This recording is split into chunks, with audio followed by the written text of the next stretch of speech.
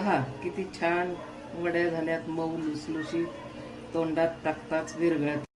हां, तीळ घेतलेत 250 ग्रॅम, 200 ग्रॅम गूळ आणि अर्धी वाटी शेंगदाणे थोडेसे. आता हे तीळ मंद आचेवर भाजून घेऊया. आता तीळ भाजायला सुरुवात करत आहे. तीळ छान मंद आचेवर भाजले म्हणजे वडी कशी खमंग लागते. असे 10 मिनिट तीळ खमंग भाजून घेतले मंद गॅसवर. गुळाचा पाक करून घेऊ. आता माझ्या आजीने कढईमध्ये गूळ टाकलाय आणि 1 चमचा पाणी टाकत आहे. आता हे तीळ बारीक करून घेतले आणि थोडंसं अर्धी वाटी शेंगदाण्याचा कूट बारीक करून घेतला आणि थोडे तीळ वरून टाकण्यासाठी थोडेसे वडीवर ठेवले.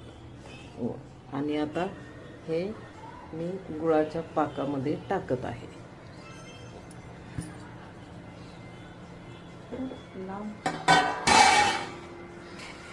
आणि हे आता चांगलं मिक्स करत आहे.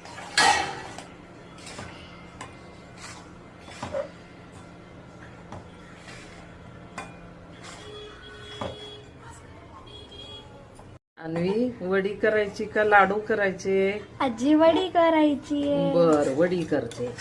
दोन्ही करता येतं याच्यात.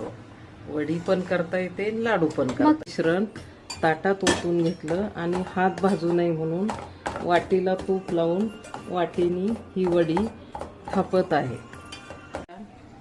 उलटणीने किंवा चाकूने अशा छान वड्या करून घेऊ. आपल्याला पाहिजे त्या आकाराच्या, छोट्या मोठ्या, कशा पाहिजे तशा आपण आखून ठेवायच्या.